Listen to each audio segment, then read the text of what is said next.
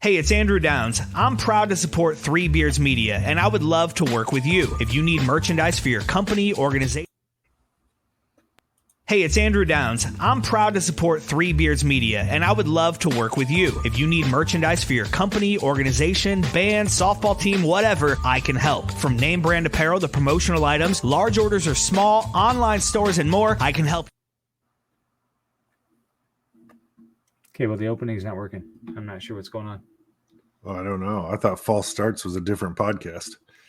Right? Is that what it's playing? I don't know. It's just it started twice and then didn't work. So it says. Hey, well, I guess we're live. So I guess we're gonna go. Well, this is starting off really well. Yeah. So I swear that this video stuff is supposed to work. All right, welcome everybody to an episode of Old Man Strength. I am your host, Chris Shipley. As always, my co-host, Aaron Wall. We're starting off beautifully with no intro whatsoever. I'm not sure what happened there, but welcome everybody. Aaron, how are you? I'm good. Apologies to Andrew and the AKC Marketing Studios that you would have heard right there, which does lead me into what I wanted to talk to you about in this little bit, just for a few. Because we had a conversation earlier today about bad marketing. Oh yeah, we had bad marketing just now because our we did because our ad didn't play in our intro for Andrew. Specifically, bad marketing ideas, things that maybe are well intentioned but don't necessarily convey the message right. Right. Yeah. One that sticks out to me here recently, as an example, is the timeout on racism. I've seen people, that whole. I have no idea what you're talking about. Well, there's a new campaign, Timeout on Racism, that's being promoted by athletes and everything else, right? And I think Robert Kraft was a driver behind it, the New England Patriots owner. Yeah. Great idea, great message. Does that imply, and I saw this on Twitter, somebody asked, that racism will start back up when it's over? Because it's just a timeout. Yeah. Right. So maybe not the best marketing plan, but well intended. Yeah. Another example, probably 10 years ago, my company that I work for, we sell industrial chemicals. Yep. And most of what we do is a solid form. Instead of 5-gallon buckets, we sell little 5-pound capsules, right? 5-gallon buckets are a pain for customers because they're hard to get rid of, blah, blah, blah, blah, blah. Anyways, and we came up with, or not me, another person that used to work for us came up with the idea that we're going to help people kick the bucket. So kick it out the door, get rid of the bucket. The problem with that was we were marketing this to nursing homes. We printed up like notepads and stuff. I'm going to hold up just the bottom because I still have them. I didn't show my company name on that, but it never actually got out into the market because we kind of realized what it was saying before it got there, which leads me to what I came up with today for the name of a Jell-O shot, which would have been also bad marketing. Yeah. Amy donating some Jell-O shots, and in order to do this, she was going to put new labels on them for your tailgate this weekend against the UFC Knights at Jack Trice Stadium. Oh, yes. Yes, I know where you're going with this. Yes. And I was going for alliteration to name these Jell-O shots, and we'd been throwing names back and forth, and, Loyal Sons and all this, right? Iowa State related. I'm like, well, what about one that's anti the team we're playing, which is the UFC Knights? And I'm like, okay, alliteration, and we're gonna knock out the Knights, or we're gonna put the Knights to sleep. And I'm thinking alliteration of nighty night nights, and start every word with a K. And then as I was typing it out, I was like, oh, that's a terrible abbreviation. That's a bad idea.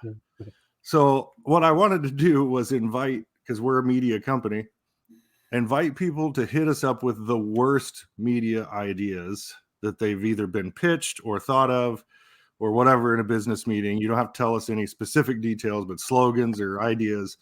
Put it out onto us on Twitter or Facebook or any other place, because it'd just be curious to see just how many bad ideas actually get put out there maybe they never make it to the market. Some of them do. We've all seen them. Yeah, we've seen them. But I just thought that would be an interesting thing to ask our listeners to kind of chime in on, as we're a marketing company to a certain extent, as a media company. And it would be maybe humorous or sometimes appalling, even possibly, to find out what gets pitched in meetings. So that's what I was going to start this podcast with, just to put that out there for people and see what we get back. I worked at a property management company previously to the one that I work at now, and I worked in the corporate marketing department. So we did not allow the properties themselves to make marketing materials or flyers or whatever, simply because we wanted to ensure brand standards and things like that. But we also wanted to ensure that we did not have terrible marketing ideas, right? So they would have to submit those to us, and then we would make the flyers and so on. And one property wanted to have a cute dog contest or something like that. And they literally wanted to call it the Golden Bone Award. And I was like, no, we cannot do that. That is absolutely not allowed. All kinds of them out there. So yeah, I'd love to hear more of these, because I think it would be amusing. Oh man. So all right, well, let's get our guest on. This is a little out of ordinary, because we're gonna bring in a friend of ours from Twitter. I met Melissa about 3 years ago when she purchased one of my Visha Las Vegas t-shirts. When all the Iowa State people were going out to Las Vegas, and we've just kind of interacted ever since then. And then she had been hinting around for quite a while that she was going to be writing a book, and last week her book became published on Amazon. It's called Where Our Humanity Meets Our Diversity or Divinity. Mine is on order. It's coming tomorrow, so I am fully transparent here. I've not read the book yet, but it is on its way. So but super excited to bring on Melissa Harris, author of Where Our Humanity Meets Our Divinity, and fellow resident Cyclone. Fan of the show for quite a while. She's got the original t-shirt on that she bought when we were with the Tailgate Society. So, Melissa, how are you tonight? I'm doing great. How are you guys doing? Great. Good. So, let's start off. Go ahead, Aaron. My first question is actually for you, Chris. Okay. Do you feel intimidated by the fact that you have two people who are published on this pod and you're not one of them? What are you published for? I didn't know you were. I was a published poet when I was 18 years old. Oh, because what you're saying is I'm the uncultured one around here, is what you're saying. Which is not any different than any other episode. One poem, one time, but it counts. Hey, me too, Aaron. One poem, one time. I can rub that in just for this. Aaron, I don't know that Penthouse Forums counts. Yes, it does. It was published. Was it Penthouse Forums? No. Oh, okay. Melissa, let's start off with this. Worst marketing idea that you have heard in your career? Oh, I would say publishing a poem in Penthouse Forums. I'm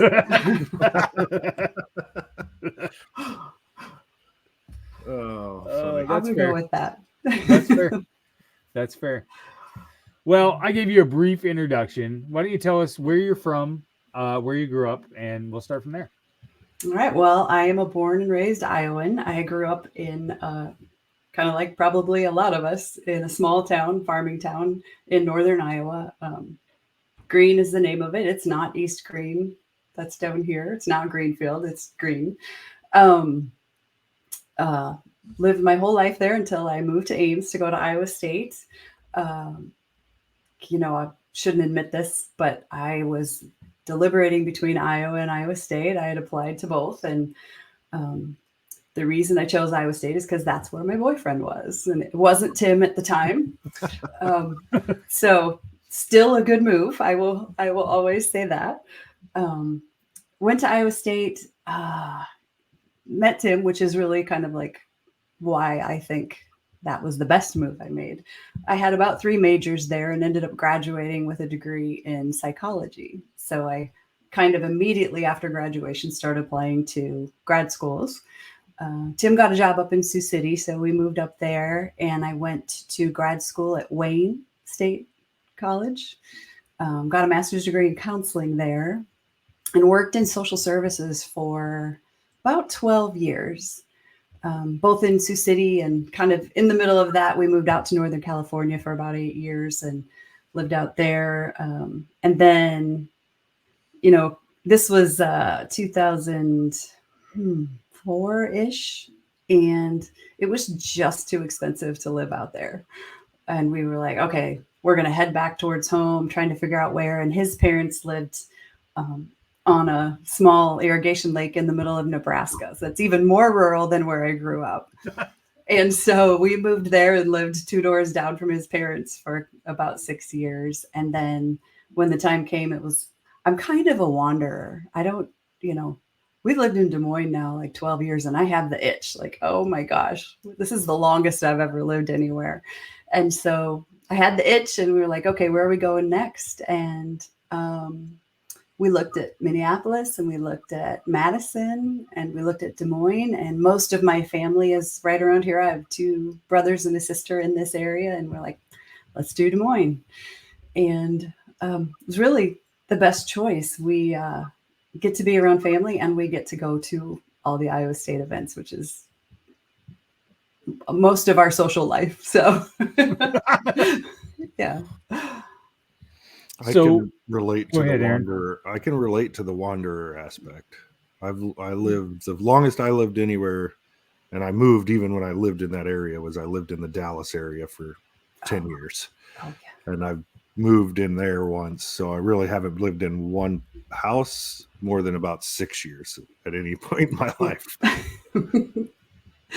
Yeah, you just gotta move, gotta go. Yep. So I always find it fascinating when I talk to people and I hear that they move to places that they don't have any connections to, they don't have any family connections to.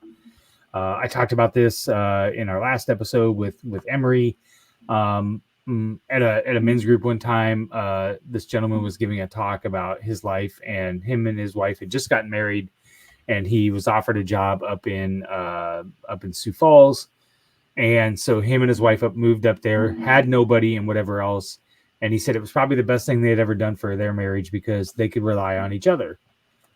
So I always remember that. So talk a little bit about that. You moved up to Sioux City, and then you made a move to California. What made you move to California? And kind of in that same genre, did it make you and Tim rely on each other more because that's all you had, or was there trouble there, or what have you?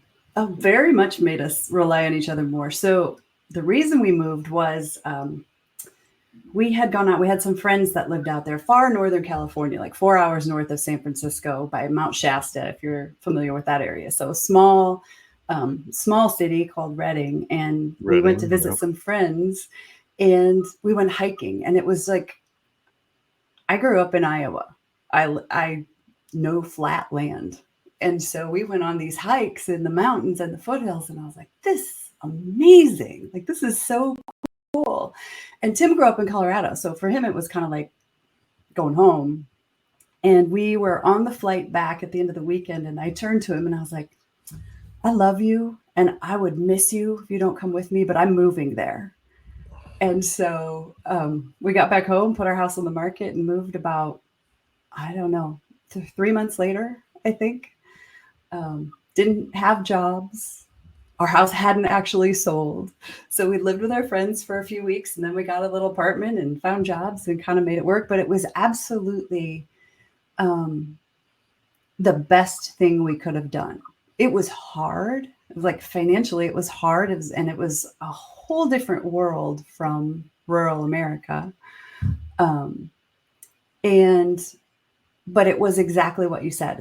We had to rely on each other. We had great friend groups out there, but we didn't have any family. Our families, his family at the time was in Colorado, mine was in Iowa. And we relied on each other. We had really, really good, close friends that kind of helped us grow up. We were in our late 20s, early 30s, and figured out life wasn't what we thought it had been. You get to kind of see a different way of living. And So yeah, that's what took us out there, was a whim, really. Wow. Reading is, I've been there one time and it was 100+ degrees there. And I'm like, what is happening? I was like, I'm in California, and I didn't know much about California because I was still living in Texas then, and I'd never been to California. I had to drive up there through Chico and up to Redding. Mm-hmm. Oh, it was brutal. It was so hot. I loved it. Yeah. Anybody who follows me on Twitter knows that was my place to be in the summertime. I love the heat. Did you drive I don't know, maybe hour and a half, 2 hours? Maybe it's closer than I think it is, but over to Weed to buy the Weed California. We made some trips over to Weed. Yeah, that was our trip to the coast. And yeah.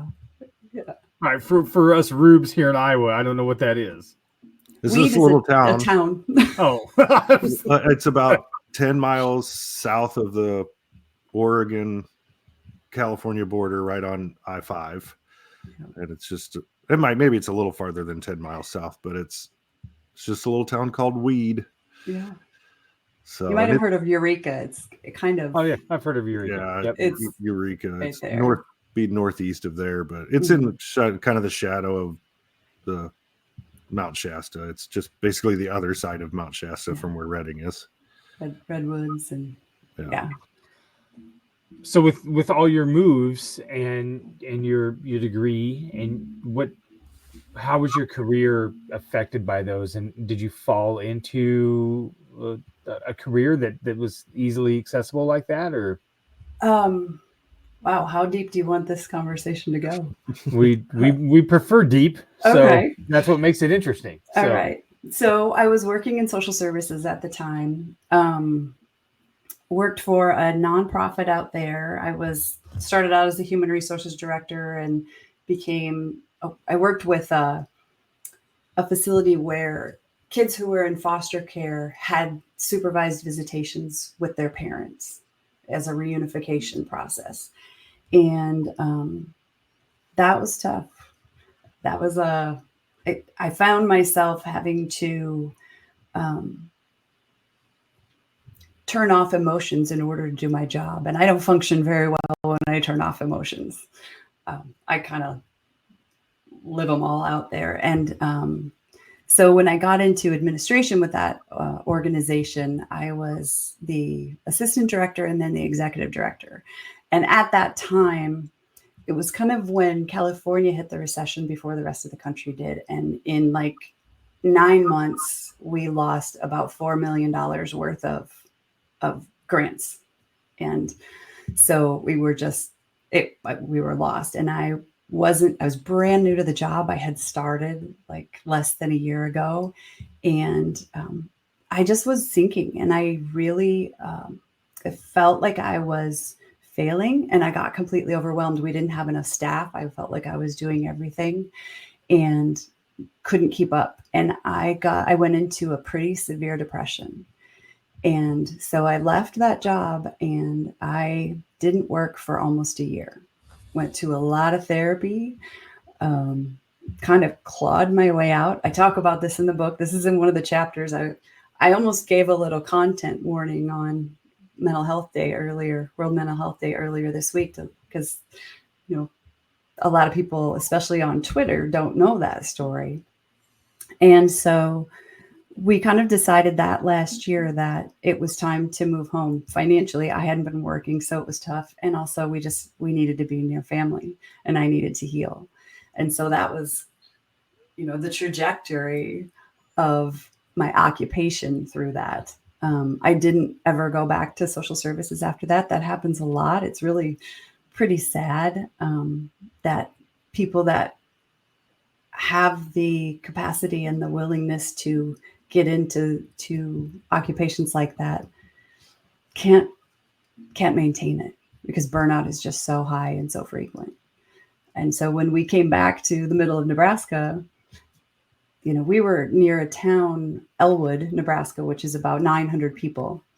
And so I worked for an insurance agency there. And that's actually the career that I've had since then. It's like underwriting. I do processing. I'm in databases. it was the thing that I could get up every morning and do and stay sane. So that's what I'm doing now. As far as the book and that kind of movement, back in 2014, 2015, I can't remember, I went out to visit some of our friends from California where we lived out there. And we had gone to an event called the Parliament of World Religions, and with several of my friends. And that event is like the coolest thing. If you dig religions, I'm fascinated by them. I'm not particularly a religious person myself, but I see that religions are kind of what forms and shapes our cultures throughout history. They always have, like it or love it or whatever. That's the truth of it. And so that event had like 80 different religions, representative people from all over the world. And it was just this kind of cultural explosion for me. And at that, I found this seminary that offered an all faiths ministry program. And so I enrolled in that. And then, that took me just a little over a year for the ordination part of it, the study of comparative religion. So, and then I took a year off, and then I decided to go back and do the Masters of Divinity. And that was in 2017, 2018, I think. So I graduated in 2020 in my house on Zoom, which is a little anticlimactic, but I made it through the program. So are you saying you can marry people now? Is that what you're saying? I can marry people. I can do your funeral, Chris. I can do it all. Oh, hey. Man. All right. Well, there you go. I think she just called you old, man. I think she did. I think we're the same age. We might be. I'm not going to ask you your age. That seems rude. I think Aaron I've will. said it on Go Twitter ahead, Aaron. many times. No, don't throw me under the bus, you jerk. Well, I'll tell you this. I graduated from Iowa State in 92. Oh, I got you beat. No. Oh, no, wait. No, you got me beat. Yeah, I was gonna graduated say. in 95. Yeah. Yeah, well, I mean, it would have been shorter, but I had to take a hiatus for a while. I mean, come on, Chris. I had 2 semesters at DMAC, so good. Good. Yeah. I took a detour. So detours are good. That's right. Yeah. Kind of like you graduated with a certain degree. You are not in that. I graduated with a political science degree. I'm now a director of marketing. So, I mean, I don't know what that I worked in IT for 20 years. So it's funny how those, you kind of look at your life and have this projection of, well, this is what I'm going to do. And this is how it's going to go. And then life comes and says, well, yeah, not really. That's not how that works. Maybe we'll go do this for a minute. Right. For 15 years. Yeah. Or you find something that you're really good at. Yeah. Right. And honestly, that's the thing about my job now. Like most people would like eyes glaze over when I start to talk about it, but it's this thing that uses my whole left brain all the time and gives me this freedom with my right brain and creativity and writing. It gives me like, I can do it. I can have both. So. Yeah. Yeah. So you decided to let's dive into the book.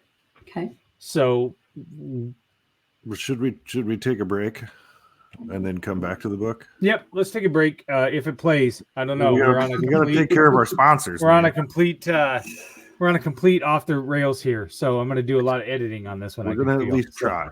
That's right. Let's get a break. We'll get a word from Revelton Distilling Company, and then let's come back and we'll talk to Melissa about her new book. Making great tasting bourbon requires the perfect combination of ingredients, conditions, and time. The longer it rests, the better it tastes. Revelton Distillery's new single barrel bourbon is made from 80% corn, sourced 100% from Iowa farmers. And unlike mass-produced bourbons, each barrel of Revelton's single barrel bourbon is unique, proofed on when it tastes best. As they like to say, it'll be ready when it's ready. And to ensure the highest standards of quality and flavor, owners Rob and Christy Taylor oversee the production and bottling. Every single barrel. Iowa born, Iowa aged, Iowa bottled. Try the new single barrel bourbon from Iowa's own Revelton Distillery. ReveltonDistillery.com.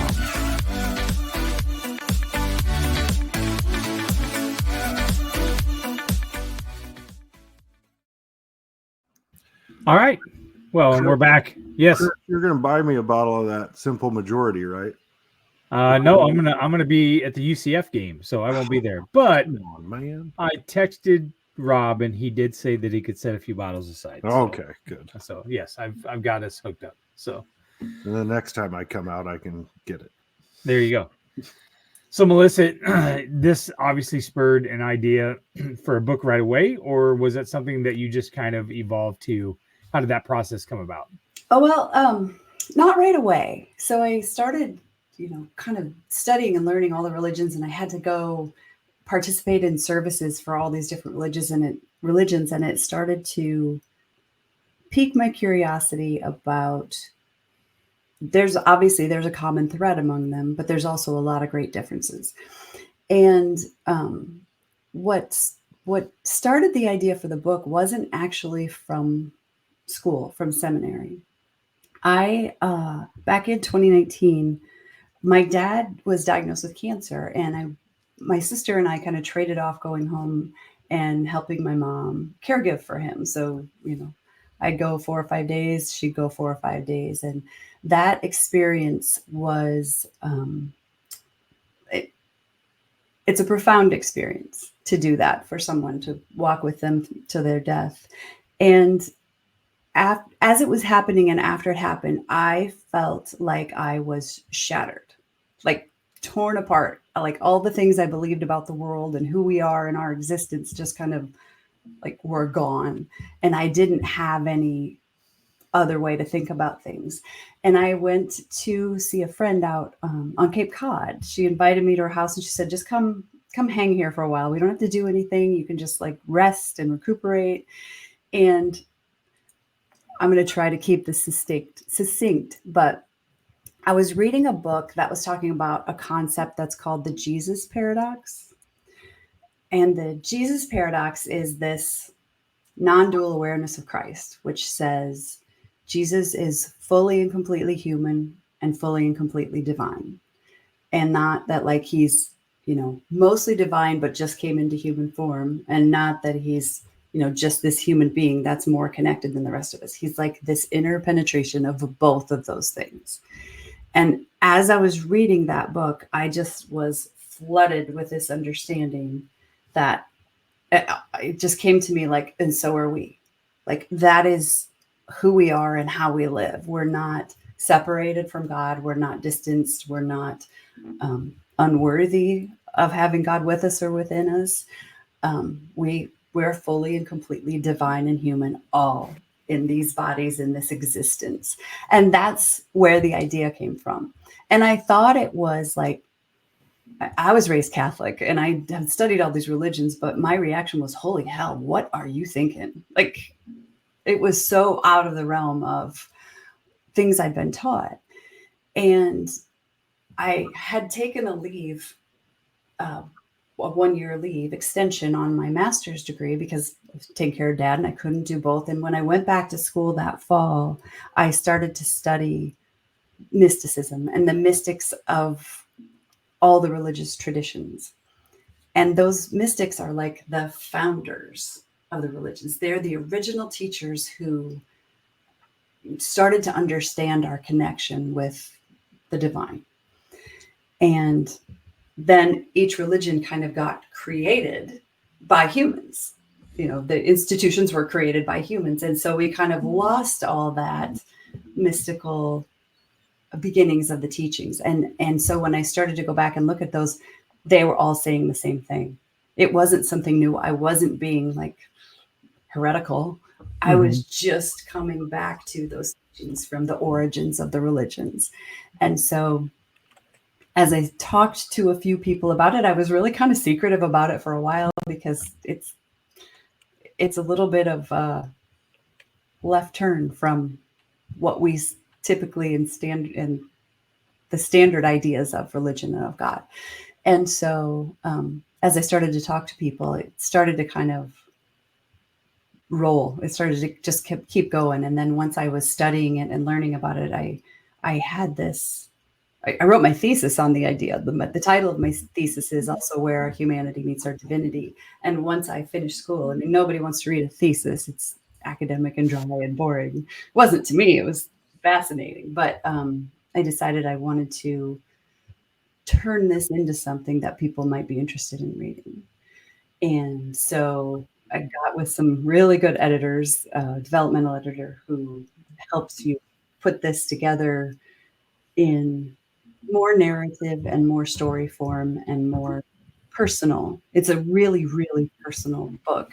There's definitely some history in there, but it's really about kind of a life journey. Some of mine, I did a bunch of interviews. So I have stories from my sister and some of my mentors and my meditation coach. So it's a lot of stories from different people and kind of woven with this history of this idea of the intersection of our humanity and our divinity. Did you talking about it weaving in and out? I'm also Catholic, but I went through the RCIA program. So we had a long conversation one time about the time period that Jesus is not documented, right? From after his birth until the wedding at Cana, which I think he was 14 or what have you. And that time period is not written about. And I don't want to call it a theory, but there's discussion that we don't know where he was and is some of those other religions that are out there as a result of that undocumented time that he was in other places. Mm-hmm. So based off of what you've written and just your overall knowledge of that, does that seem something plausible? I think it's definitely plausible. I mean, if you start to look at some of the writings that are more outside of the religions and more historical writings and academic writings, there's documentation of his travels. Now, almost everything about his life is hearsay. I mean, right. Even in the Gospels, everything, none of that was written down. It was all word of mouth, over the years until the Gospels were written. So, I think it's definitely possible. And when you look at the threads between what's taught in Buddhism and what's taught in Hinduism and the geographical regions where those teachings began, it really makes a lot of sense that could be the case. That's what I think. Yeah. But there's an interesting, do I have a minute? Yep, absolutely. Okay. You're the guest. We expect you to do all the talking. Nobody wants to listen to us. Idea about this. There's a teacher called Richard Rohr who calls it the yawning gap. And I write about it in the book too. And he's talking about the part of the prayer where we say, born of the Virgin Mary, suffered under Pontius Pilate, died and was buried and resurrected.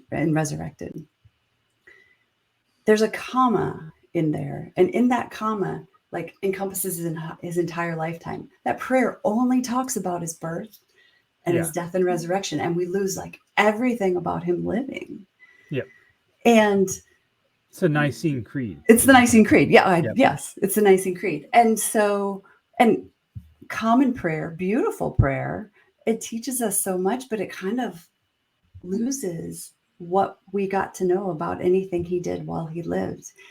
And some of what I present in the book is talking about over his lifetime, within his lifetime, how he lived in that intersection and the teachings he might have taught for showing us how we could live in that intersection, how we could live in that place where we are fully human and fully divine. It was my understanding that he was building bookshelves. With his dad. But no. It's interesting because I think of it the way you described, and I know of the Jesus paradox to some extent because I was a world history teacher back in the day. And it strikes me to some extent as though that is almost not exactly the same as the concept of the soul. Like the soul would be divine because people talk about the soul going to heaven, and that would be your connection. And as far as I know, every religion that I'm aware of has that thread, that same sort of common denominator of the soul type of, maybe not called that in all of them, but something to that effect. So it's I've always, being a history guy, considered it to be, hey, all of these things are probably born from the same place. And then we played the telephone game for a couple of thousand years. Yeah. Right. And things got changed. And then when it got wrote down, they were all different. Yeah. And all of that. Because we all know history is written by the victor more often than not. So, it's just one of those. And when you look at the purposes of why it's written the way that it's written, if you look at the life of Jesus in that time period, women were revered, women were held up. And by the time the New Testament was written, that was gone. And so the way those gospels were written, and the gospels that were hidden, the gospels that weren't allowed and weren't codified into the Bible, Gospel of Mary Magdalene, Gospel of Philip, the Gospel of Thomas, they include those teachings about the reverence of women and the wisdom of women, and they weren't allowed in the book. So, but that's that history part of it, where we talk about it shaping our culture. It is also shaped by our culture because those changes were happening over those years, where the view of women changed tremendously. That's right. It's always people's fault. Just always. Remember that. It's always people's fault, one way or another. What was the easiest thing about writing that book, and what was the hardest part about writing the book? Oh, geez. Wow, that's a great question. The easiest thing about writing the book. So the easiest thing about writing for me in general is when I get my head out of the way. So I don't write sitting at a computer. I don't have like a little space with candles, and I go for a walk. And every damn time I give talks at Unity Center at churches, and every time I sit and I try to write on some theme or some idea, like nothing comes. And I'm like, what am I going to talk about? I'll go for a walk and it's just there. It just shows up. So I've learned, I have the Otter app. Otter AI is like a transcription app. And so I take my phone and that's the easy writing for me. That's always been the easy writing. It's just what kind of like comes through me while I'm writing. So that's the easiest part. All these ideas, and I constantly have them, and I could probably write 4 more books. Hopefully I will someday. But the hardest part is making it readable, putting it into a form that isn't just meaningful to me. I mean, hopefully what's meaningful to me is also meaningful to other people, but like making this relatable, making this something that touches somebody and lets them go, oh yeah, me too. Or no, absolutely not. She's wrong. And I don't believe that. Like, honest to God, I hope those are the kinds of conversations that happen from this book, because then it means people are thinking. It means that they're not just taking what they're told or what they're taught and saying, okay, yep, that must be the truth. The idea behind this book is really, there's a thread of trust your intuition. Like, let yourself listen to something that comes from within you, because it's all in there. Yeah, I can only imagine the piles, what would have been piles of paper back in the day, but now megabytes of data that you have, especially if you're doing it basically stream of consciousness as you walk. And then picking out what makes sense in what parts of the book. I bet it probably took you way longer to edit and put it together than it did to have the material. Way longer. I did so I took it from my thesis. So I had a lot of that content. But from the time I was starting to make it a book, I started in March and I was done with the first draft by June. Wow. That was in 2023. And it came out 2 weeks ago. And I mean, I went 16 weeks of editing with a revision editor and 16 weeks of editing with a developmental editor. And I mean, then all the other stuff you have to do, the copy editing and the layout and all that kind of stuff. But yeah, absolutely. That was way harder than getting the ideas down. So it's available on Amazon in paperback edition. What more plans do you have to get it further out there other than Amazon? So it's on Amazon in all 3 editions. I would say if you want a hardcover, don't buy it on Amazon because they won't put the jacket on it. You just get the covered book. So sure. It's also available on Barnes and Noble. So you can get paperback hardcover there. You can get it for Kindle or Nook. I have been signing up for some speaking engagements. I'm going to be doing a book signing at Grounds for Celebration in Beaverdale. I'm going to do an author event at Beaverdale Books. I will be recording in November the audiobook, and then that will be released hopefully January. So it's going to be in local bookstores. I don't know if it'll get picked up in bigger bookstores or not. You know, that kind of mostly happens for the well-known authors, not the very first timers. It's exciting though. So. It is very exciting. Well, when the book signing comes to Seattle, beers are on me. You know what? I'm coming to Bellingham. Are you? I have a friend who's a minister in Bellingham, so I'm going to come out to her church. And please tell me that's close to him that he's now got to buy beers. Oh, yeah, it's like an hour north. Hour. Well, then there you go. All right. I'll probably fly into Seattle, I would guess. I don't know. Yeah, let's see Aaron there into Bellingham. Well, you can fly like to Seattle, but then you're just going to catch a little puddle jumper up to Bellingham from there. It's an hour and a half, 2 hour drive. That's where from Bellingham.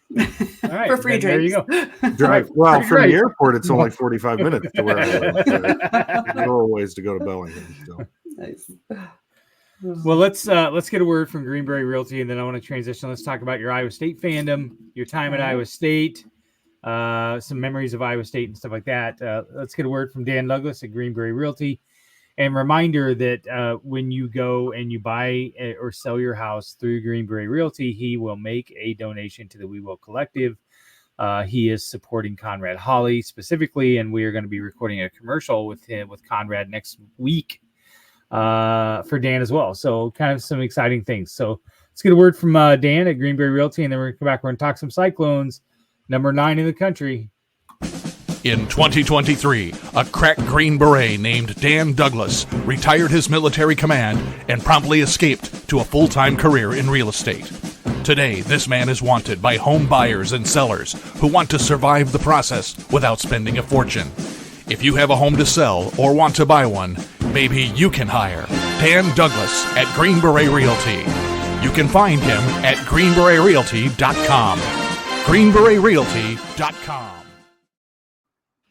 All right, we're back. So Melissa, you graduated in 92 from Iowa State, which means we were on campus at the same time. So we had some lean football times there with Coach Walden and the early years of Dan McCarney. Johnny Orr was there. What is on college? I don't know. I had a hiatus. I went to DMAC. I moved. So I don't get the really cool stories of Size Roost and those places. I never really visited those. So what were some of your favorite places, favorite college hangouts when you were there that you like to reminisce about? Well, I was a Peoples and Cave In winter because at the time you could get in when you were 18. Yes. You couldn't drink, you couldn't buy drinks. Right, but you could be in there. Yeah. You could be in there and then of course. Yeah. Right. Then whatever happened. So that's where I was. I hit Size Roost sometimes, but most of the time we were down at the cave. And that was on Welch Avenue. That was on Welch Avenue. Right. In the basement. CVS is now. CVS on the corner. Yep. Yeah, I think that was gone by the time I started. I don't think it was the Cave In anymore. Yeah, it's been a long time, I think. Because I started in 96 and so I was going to the bars in, 98, something like that. But I don't think it was ever there while I was in school. Yeah. But I can't remember. Yeah. I don't remember. So you met Tim there. Met Tim How there. did you meet Tim?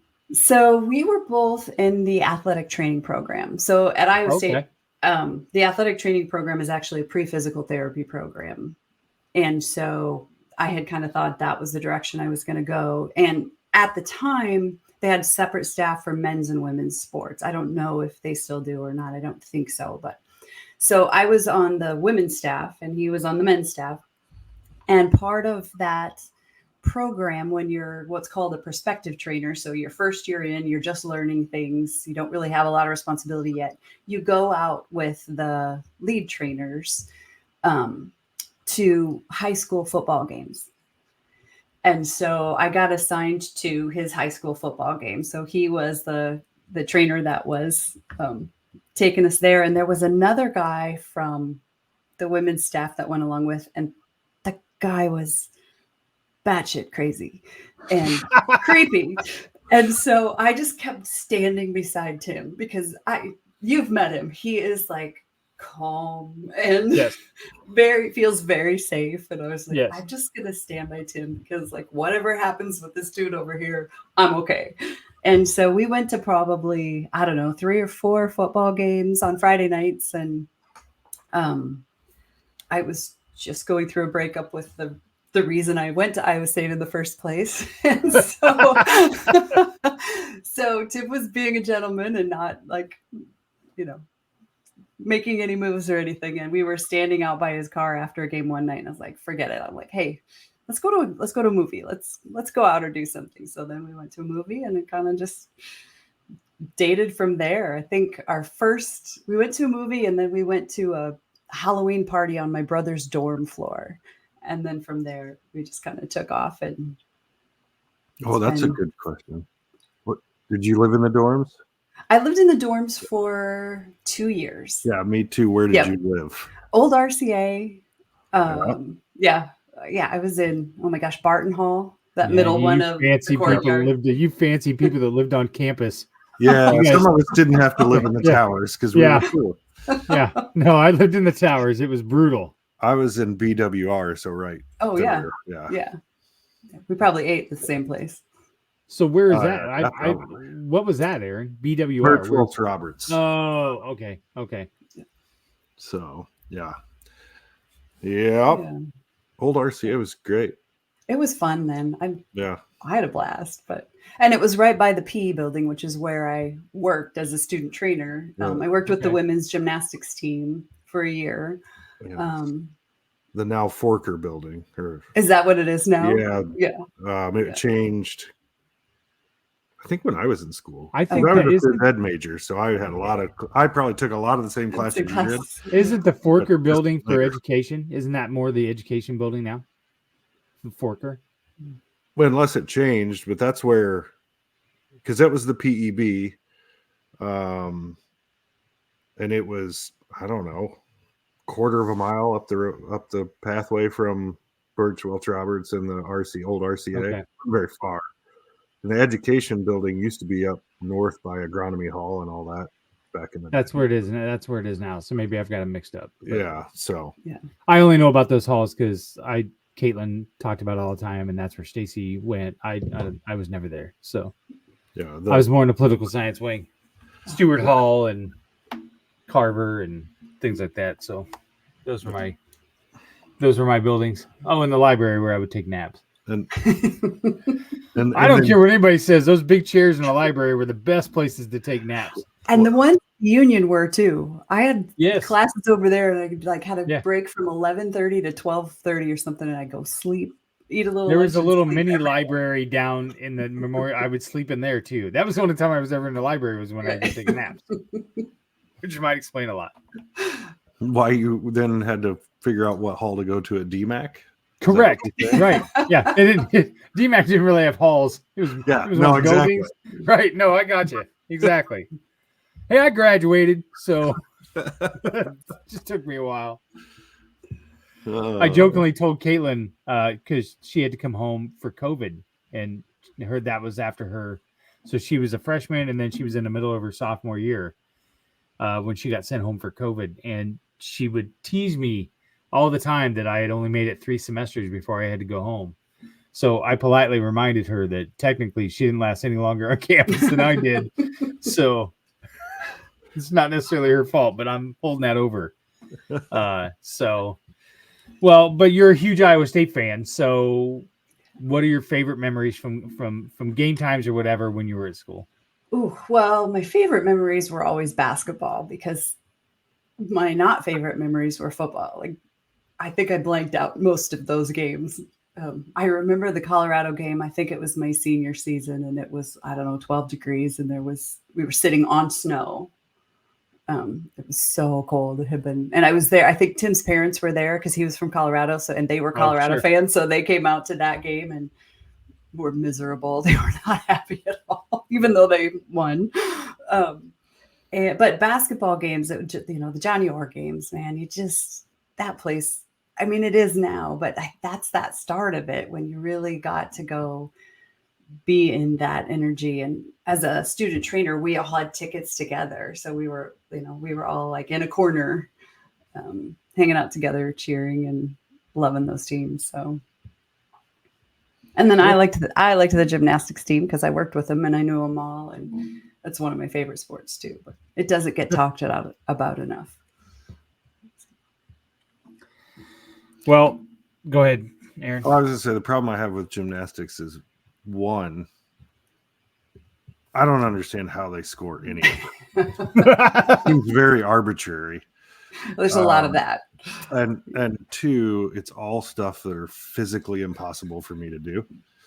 So it's like, it's impressive, but yeah. I'm just like, the scoring part of it. It's the same with diving. It's like, I know I can't do that, but I also don't understand how you decide any of this. And scoring has gotten actually a lot more complicated than it used to be too. But I don't know. Gymnasts, to me, this isn't going to be a popular take, but they're like just about the best athletes that are out there because they have to be everything. They have to have endurance. They have to have strength. They have to have flexibility. They have to be creative. They're amazing to me. Oh, for sure. Absolute studs when it comes to the things they can do. Yeah. Like, I had to take a gymnastics class because I was a PE major.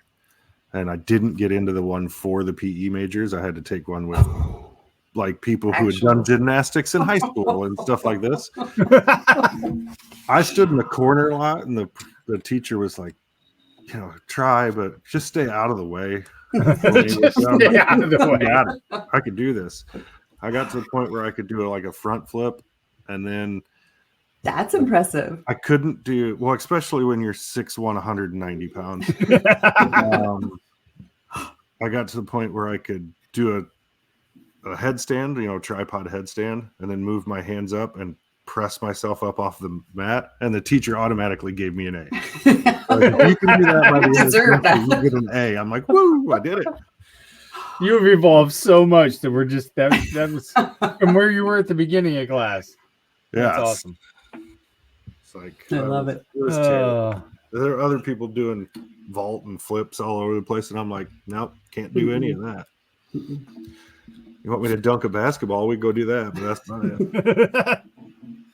All right, we're going to move into our one of our final segments here. This is Kyle Lehman, Wintrust Mortgage question of the pod. So Melissa, I'm going to ask you a question. We're going to play we'll play the ad, and then you come back with your answer. I'm going to combine 2 different questions. So Aaron's famous question about the deserted island. So you're on a deserted island, and you can have 4 items of food that are famous for Iowans that we've talked about throughout our times on Twitter or whatever else. If you could only have 4 items of food, what would you have on a deserted island? So hold your answer. It's a magical island. They're always perfect. That's right. They're always the items of food are always perfect. Yeah, it's not like you're getting leftovers or anything. They're always perfect. Yep. All right. All right. So let's get a word from Kyle Lehman at Wintrust Mortgage. Yep, go ahead, Melissa. You're going to make me stick with 4. Well, you can expand after that if you want to have more terrible takes, but that's totally up to you. So, all right, here we go. Whether you're buying, selling, or refinancing your home, or if it's simply time to renovate the one you're already living in, you need an experienced mortgage professional to help you analyze your financing options and to make sure the closing goes smoothly. And that's exactly what you get when you call Kyle Lehman at Wintrust Mortgage. Kyle's experience and expertise, coupled with Wintrust's rates and programs, ensures you'll get the mortgage that's right for you. You may even qualify for down payment assistance. Before you reach out to a realtor, call Kyle and get pre-qualified, empowering you to start shopping for the home of your dreams. Call Kyle at 515-473-0546. Kyle Lehman, Wintrust Mortgage. 515-473-0546. All right, and we're back. Okay, Melissa, you're on this magical island. You can have 4 or more food items from Iowa, and they're perfectly cooked every time. What's your first one? Well, you know what my first one is. Yeah, I know. It's taco pizza. So disgusting. Who do you not like taco pizza, Chris? We've had this conversation because I'm not eating lettuce on a pizza. It gets wilty. By the time it delivers to my house, you're not eating it right. Transparent. I'm not eating it. Where from? Where from? Yeah. Where from? What's the best taco pizza? I'm gonna go with Casey's. I love Casey's taco pizza. I've eaten a lot. I would have gone with Godfather's. Like a long time ago, their taco pizza was really good. I haven't had it forever. When we used to fly back from California, I would fly into the Omaha airport because we were going to Nebraska and get taco pizza at Godfather's and Krispy Kreme donuts because they didn't have them out there. You doubled up with the worst donut chain ever. Are you serious right now? Oh, I loved it. You're going to go to Casey's and get a pizza from there, but you're not going to get their donuts because Krispy Kreme is better? I'm canceling you right now. All right, so my taco pizza, Maid-Rites. I'm a Maid-Rite fan. I'm 100% on board with Maid-Rite. That's good stuff. Gotta have pickles. Yeah. Why do you ruin it? Why do you? What's a Maid-Rite swear to God, pickles, Chris? Amazing. The best thing ever. I swear to God, if somebody puts a pickle near my plate and that juice even soaks into the bun, I'm out. Okay, so you're saving all those pickle shots for me next Saturday. Yes, absolutely. All yeah, right. if he has those pickle shots, you can have them. All right. Because I'm not eating them. Chris, you have to, after the pod, you have to go look up comedian Chris Porter. And yeah. Okay. You'll agree. Just trust me. Okay. Yeah. All right. It's disgusting. And then I gotta go. You're 0 for 2, and by the way, you're 0 for 2. By the way, who me? How am I 0 for 2? You like? Oh, because you added pickles on it. Oh. And sweet corn. Yeah. If sweet corn's perfectly done, I'm gonna take sweet corn. Yes. Slathered in butter. Yes. Little salt, little pepper. Yes. Wait. Yep. I have a secondary question. Okay. How do you apply your butter to your sweet corn? Oh, I take a whole stick and put it on the plate, and then I roll the sweet corn on the stick so it just melts the hot cob that's on the correct stick. way to do it. Yeah. My dad always buttered a piece of bread and then would roll it around in the bread. So he'd lather a piece of bread with butter and then put it in there and layered it around, and then he would eat the melted bread. Butter. Did your dad eat butter sandwiches? Yes. Yeah, my dad always ate butter sandwiches. So, but that's where I always learned to do it. And the first time I did it with Stacy, she was like, "What the fuck are you doing?" I was like, "What? This is how everybody puts butter on corn." She's like, "No, they don't." I was like, "So." I love it. And my last item, I'll stick with 4. Sorry, Kyle, is Rice Krispie treats. I know they're not Iowan, but you're not making me eat a Scotcheroo. No, I'm going with Rice Krispie treats. We have a winner. We have a winner. Bad, but Scotcheroos are the best. Nope. No. Are you with me that I just don't like the texture and the mixture, and it's like it's not good? I like all the ingredients. Yes. Themselves. Right. I can't chew it. Like, nope. I can't do it. Yeah. When the peanut butter and the chocolate are layered and I bite into it like that, it's a no for me. Mm-hmm. Exactly. Yep. Aaron wants to quit right now. Fired. Oh, that's a rough one. I knew that would get you. I knew that would get you. But, yeah, hey, it's a daily occurrence that we argue about food on Twitter. It's almost, yeah. And Tim is usually on my side. I'd just like to point out that Tim's usually on my side. I know. Do I remember right as well that you don't like ice cream either? I don't. I like vanilla ice cream in a root beer float. But okay.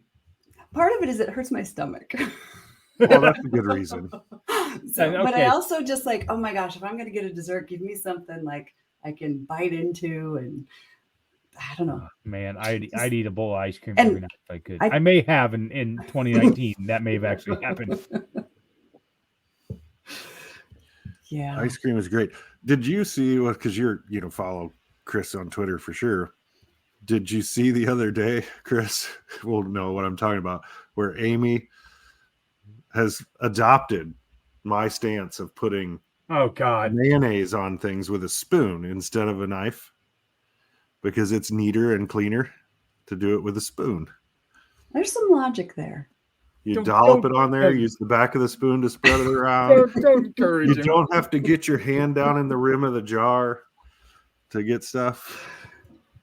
This is an important discussion. I think it's not. It's so dumb. It's so dumb. I've converted. I converted Amy, and multiple other people are like, "Well, that's a good idea." And Melissa just agreed with me. There's some logic to that. See, there you go. Defy convention once in a while, Chris. No, right? Yeah, like that's what I'm gonna do. Yeah, that seems right up my alley. Try something new. That's really out on a ledge with my mayonnaise spoon taste. I know, right? Oh my gosh! All right, we're gonna get into our last segment. This is a really quick segment, Melissa. This is actually something that we've been doing for a while. Steph Copley was on our pod, and she famously told one of the other hosts on this show, not here anymore, to shut the fuck up because she couldn't get her point across. And we thought it was so funny that we decided to sponsor it. So, but we do it in a donation level. So we're going to ask people to donate to the Young Women's Resource Center in honor of Steph Copley.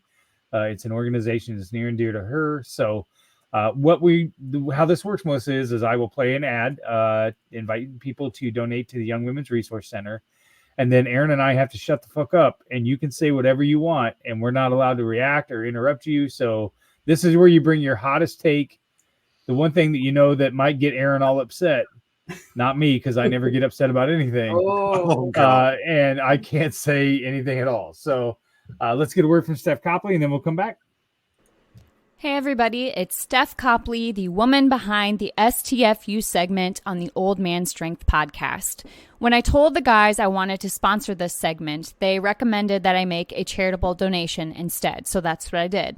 I chose the Young Women's Resource Center in Des Moines, Iowa. They're a nonprofit that supports, educates, and advocates for girls and young women ages 10 to 24. Their whole goal is to make sure that these young women become strong, self-confident, and successful. And if you know me at all, you know that aligns with my goals as well. If you're interested and would like to donate, check them out at ywrc.org and donate today. And remember, don't forget to STFU and listen every once in a while. Thanks. All right. The floor is yours, Melissa. All right. Well, I'm going to read a tiny excerpt from the book because I think you need to hear this, Chris. I have to remove these because I'm old and I can't read.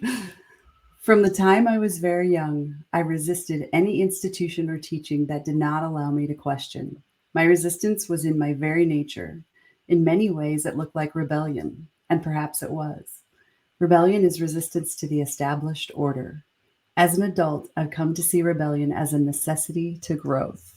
So the thing I'm going to say is defy convention.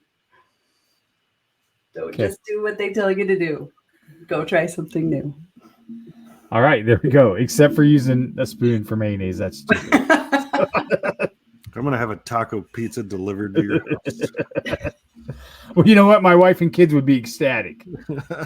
So, Melissa, this has been so much fun. I really appreciate you coming on. I'm super excited for you on a personal level.